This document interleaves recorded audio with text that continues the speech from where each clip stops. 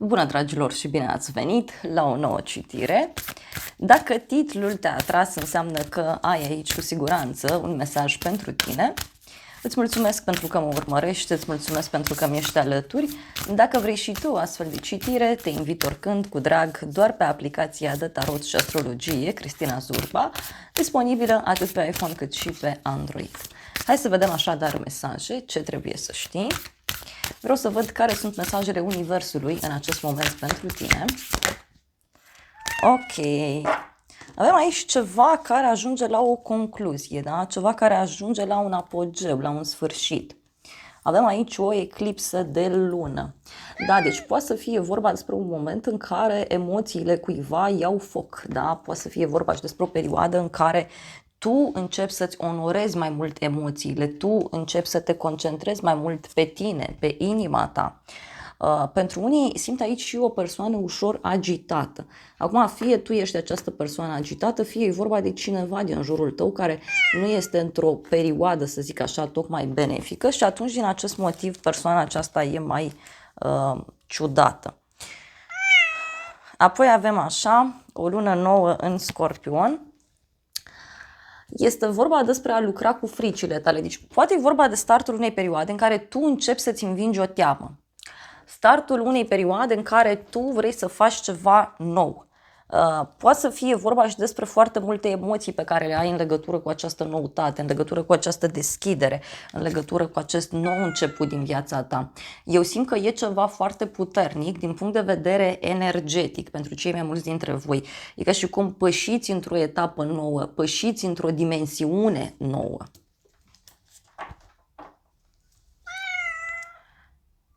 Apoi avem o lună plină în Fecioară, care spune așa că tu ești suficient de bun.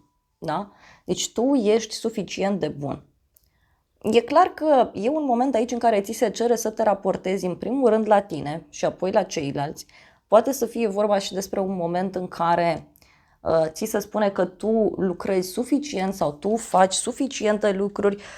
Pentru unii simt aici că e un moment în care vi se cere să aveți grijă de voi și să nu vă mai criticați, da? Pentru că simt foarte puternic acest aspect.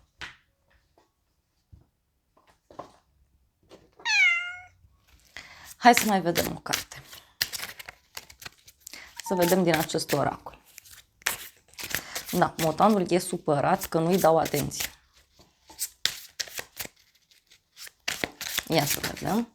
Bun, din oracolul romantic a ieșit așa, cifra 5, timp și intenții. Te rog, nu renunța la mine. Încep să mă schimb, dar asta îmi ia timp. Deci poate e vorba de cineva din jurul tău care încearcă să se schimbe, poate e vorba de o persoană care e concentrată foarte mult pe partea aceasta de schimbare, deci e cineva căruia este teamă să nu te piardă. Asta văd foarte, foarte clar.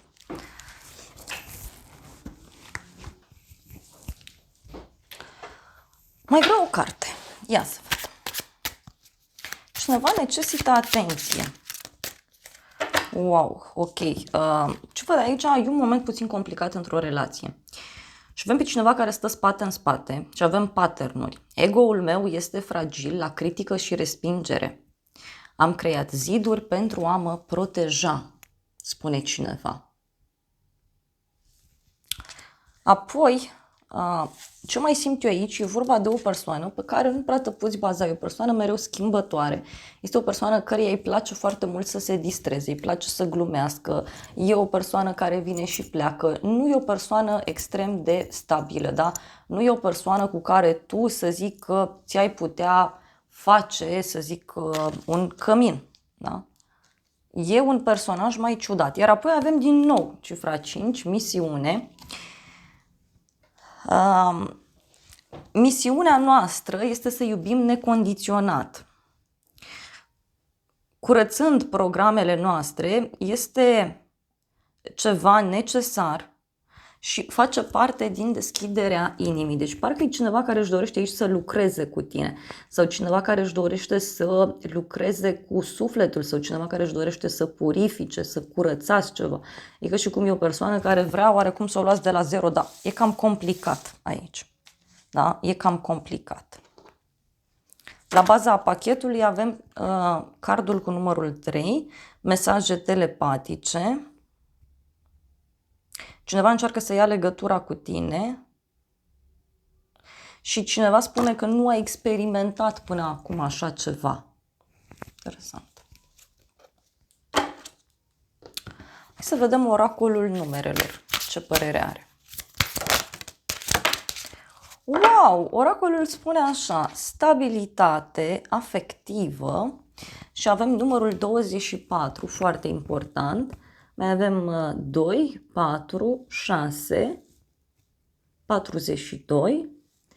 E un moment aici în care, uite, universul parcă vrea să-ți aducă în calea ta foarte multă stabilitate, foarte multă încredere. Iar apoi avem viziune, da? Numărul 22. Deci e despre o viziune diferită asupra lumii, asupra iubirii, asupra persoanelor din jurul tău. E un moment în care începi să vezi lucrurile diferit. Și avem aici multă expansiune și alianță. Deci poate cineva care își dorește o relație oficială, o colaborare oficială. Pentru unii simt aici că are o legătură cu un fel de creștere din multe puncte de vedere.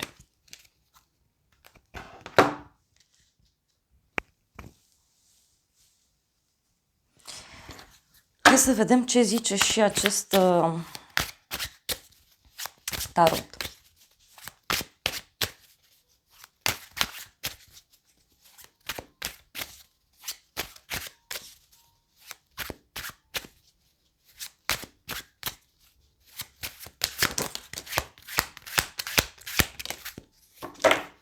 Și avem așa, pajul de bâte. Uite, o persoană aici care dansează, se distrează, se bucură de viață. Este o persoană mai sălbatică, așa, din fire. Un personaj poate mai tânăr, poate e vorba de o persoană cu tot felul de abilități din acestea creative, dar pentru alții poate să fie și energia unei persoane care pur și simplu acționează într-un mod mai imatur. Apoi avem 4 de monede, deci e un personaj aici care nu vrea să renunțe la ideea de distracție, la ideea de bucurie. Pentru alții simt aici că aveți în desfășurare un proiect sau ceva important care vă oferă o mai mare încredere în voi. Poate să fie și un nou mod de a acționa, poate să fie vorba și despre o pasiune foarte puternică.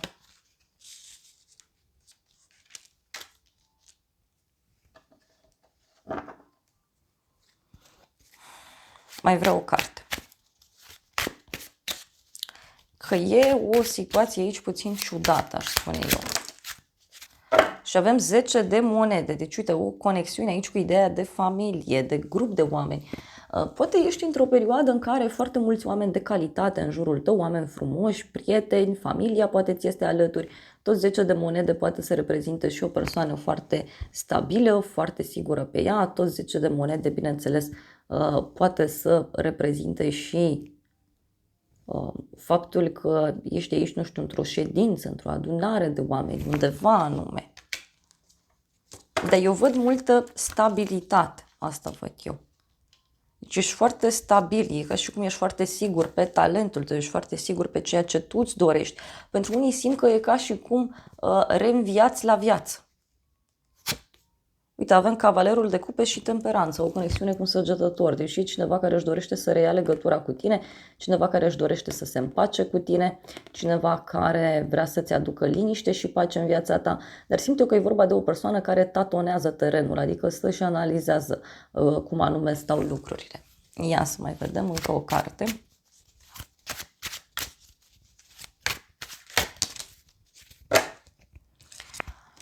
Și avem așa...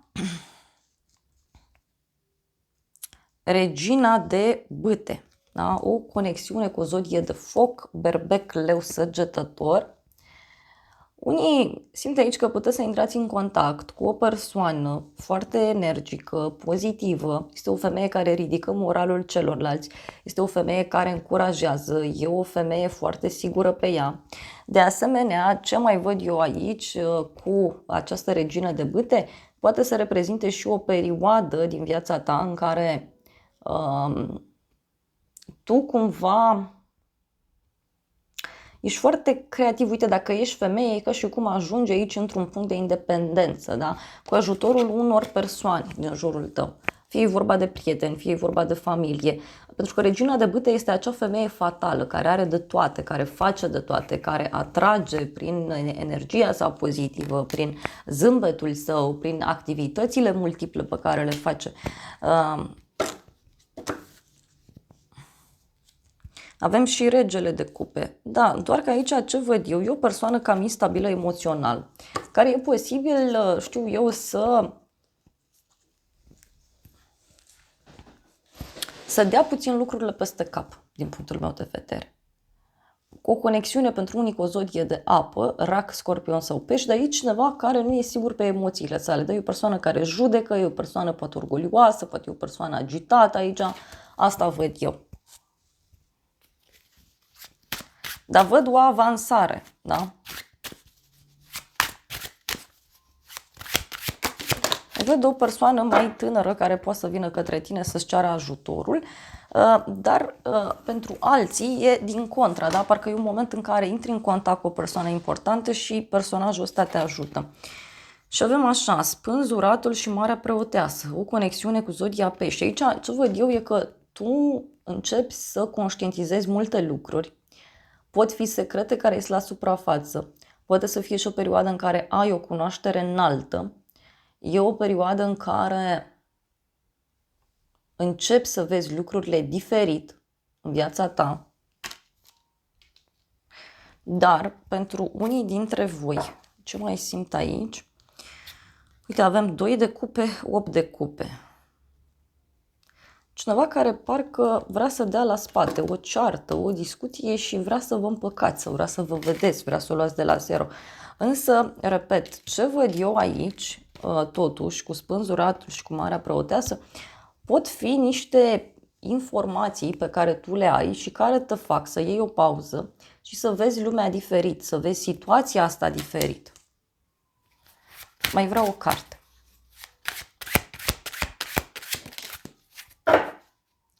Avem un 7 de bâte. Văd aici foarte mult curaj pe care îl ai. Interesant e că sunt foarte multe bâte și foarte multe monede. Deci e despre a face lucruri din punct de vedere practic aici. Se pot întâmpla foarte multe aspecte în viața ta.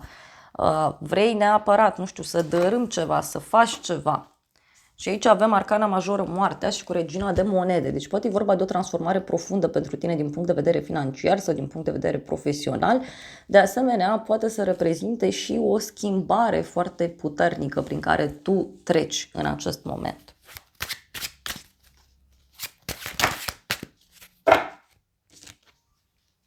Șapte de cupe. Mai multe opțiuni pe care le poți avea în perioada aceasta. Tot 7 de cupe, bineînțeles, poate să reprezintă pentru tine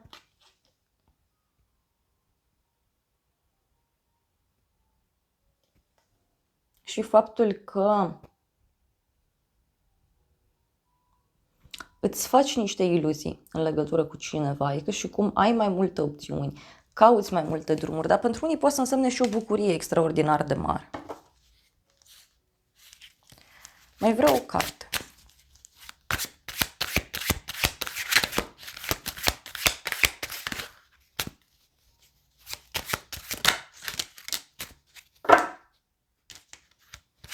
Asul de monede, 2 de monede.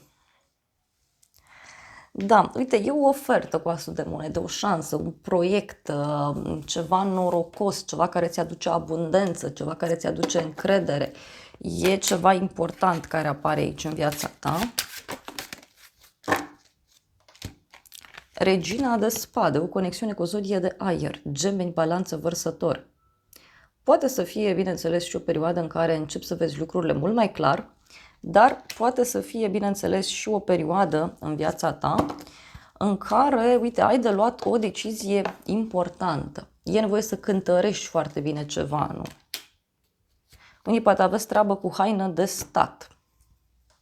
Așa simt să vă transmit. Da, hai să vedem ce zice acest oracol. Descoperire. Deci tu aici vei descoperi ceva. Fie descoperi adevărata ta natură, fie îți descoperi puterea, fie are legătură cu un noroc pe care îl ai tu, dar e din punct de vedere fizic, din punct de vedere practic. Da? Poate să fie și un fel de ajutor divin pe care îl ai tu aici, așa simt să-ți transmit. E ceva foarte ciudat, aș spune eu. Poate să fie un impas. Impasul ăsta ține de ideea de perfecțiune. Știți cum e, nimeni și nimic nu e perfect pe lumea asta, dar mereu e loc de mai bine, însă la urmă aici e frumusețea, nu că suntem diferiți și fiecare e cu defecte, cu anumite calități.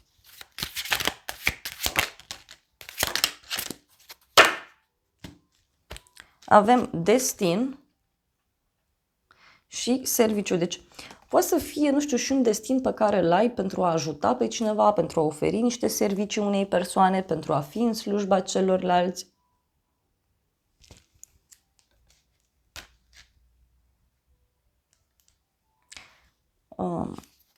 Doar că aici cumva ți se cere să te concentrezi și pe tine în acest moment. Văd că, de asemenea, ești o persoană foarte imparțială, da? Și din acest punct de vedere să știi că Universul e foarte mulțumit cu tine. Sau, dacă tu reușești să vezi lucrurile de la un alt nivel, să fii cumva mai obiectiv, să nu ții nici cu stânga, nici cu dreapta, să te detașezi de situație, să dai un pas în spate, să-ți imaginezi că situația în care ești tu, acolo de fapt sunt niște personaje, da? Cu siguranță vei vedea lucrurile mult mai clar. E și despre mulțumire, despre a fi mulțumit sau despre a mulțumi pe cineva.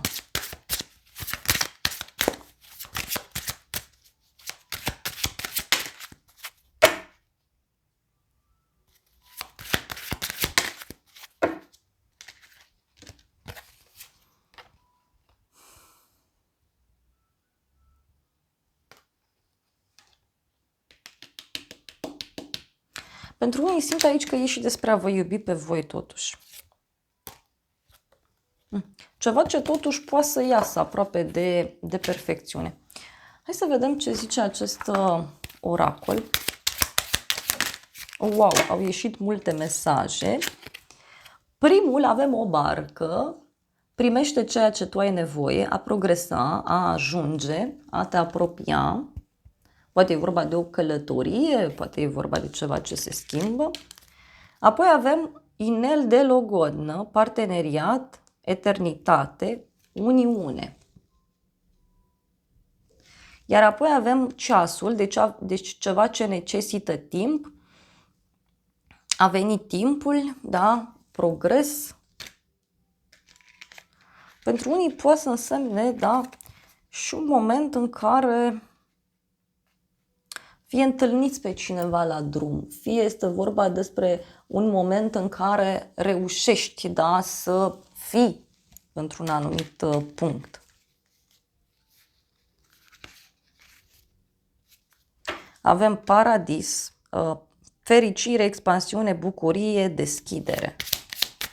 Poate să fie și o veste bună pe care o primești. Și avem ciocanul, da? Separare, a opri un pattern. Pentru unii simt eu aici că e un moment în care începeți să conștientizați că e nevoie să opriți ceva. Să opriți o situație care tot se repetă. Și da, pentru unii poate să însemne și o separare. Uite, din nou. Avem ciocanul aici, da? Sabotaj, reconstrucție, ceva ce e repetitiv. Deci e ceva ce nu se mai poate tolera aici, da? Nu se mai poate accepta. Ia să vedem noi ce zice acest oracol. Nu l-am mai folosit de ceva timp.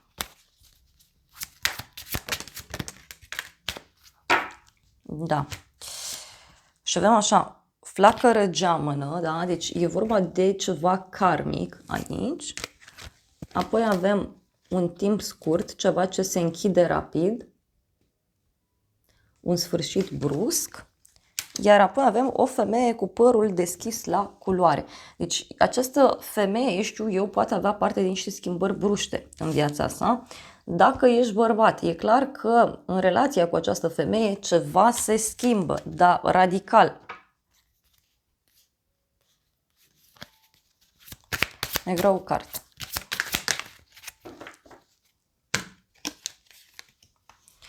Bani, sănătate, finanțe, uniformă.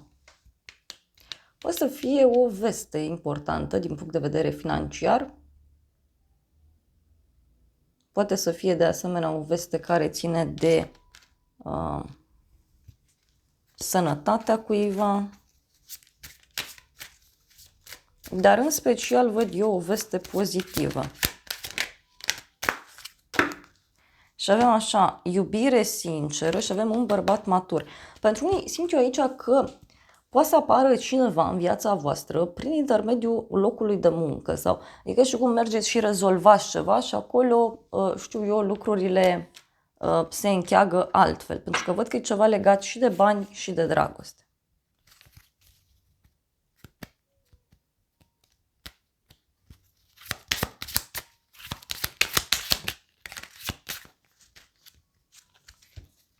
Avem o persoană, da, cu potențial limitat. Da, poate e cineva care se simte lăsat în urmă, lăsat deoparte.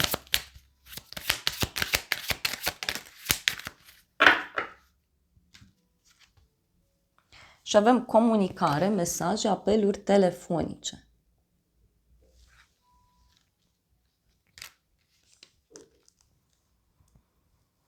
No, deci e o persoană aici care îți va da niște vești, e o persoană supărată, văd eu, e o persoană tristă.